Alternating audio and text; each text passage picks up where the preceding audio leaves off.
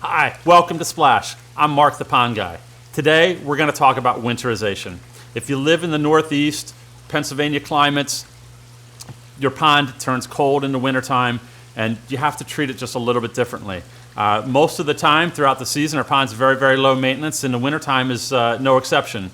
The most important thing is for your plumbing is to make sure those lines don't freeze. Most of our customers have made the decision to winterize their ponds for the winter and turn off their waterfalls. This is very, very easy to do in our ecosystem pond. You simply unplug the pump, reach down into the skimmer, and disconnect the check valve assembly. This check valve assembly is what holds the water in the line normally during the season, but in the wintertime we want to drain those lines. So the easiest way to drain those lines is simply reach down into the skimmer, unthread the check valve. This particular part here is going to stay connected to your skimmer and stay in the skimmer. This piece of the check valve still connected to your pump. You can remove the entire pump assembly from the skimmer, put it next to the pond, and then we're going to unthread this valve down here. Disconnect the check valve, dump the water out of the check valve, store this in a cool, dry place that doesn't freeze for the winter time. What we recommend and what a lot of our customers will do is actually keep their pump in their skimmers for the winter time.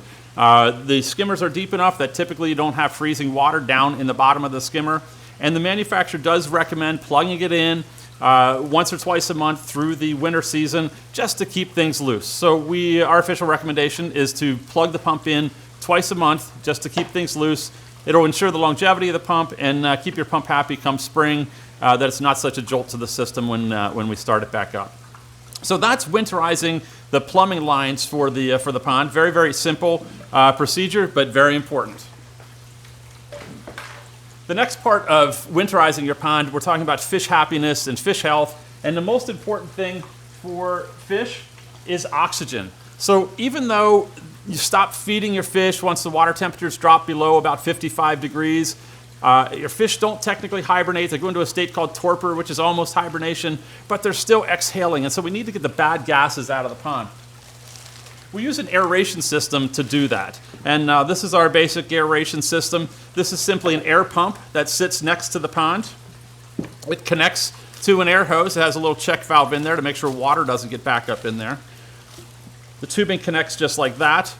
This is the diffuser. So you can see this has a rubber membrane on it that's slotted. It has tiny little holes in there to create tiny little air bubbles coming up.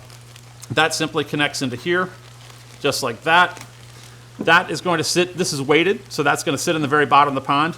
There's plenty of tubing that comes with this, so this would sit in a dry spot somewhere near the pond, and you just extend the tubing and this will sit down. And we typically recommend putting that aerator in about 10 to 12 inches of water. Don't put it down in the very deep part. The most important thing is just that we're disturbing the water surface. We're getting the bad gases out of the pond just from the surface area. So that's going to keep your fish super happy. With this particular aerator here, even the larger pond is going to do okay with this providing gas exchange for the fish for the wintertime. The last thing that we do recommend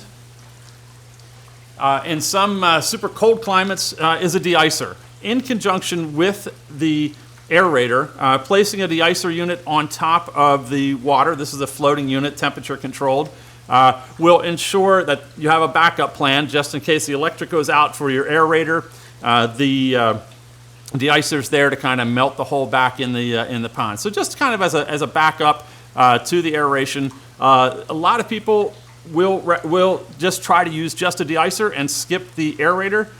We would actually recommend not doing that. We recommend using the aerator to disturb the water surface, and then just use the heater only in those cases where you feel a little bit more comfortable using the heater, but definitely an aerator.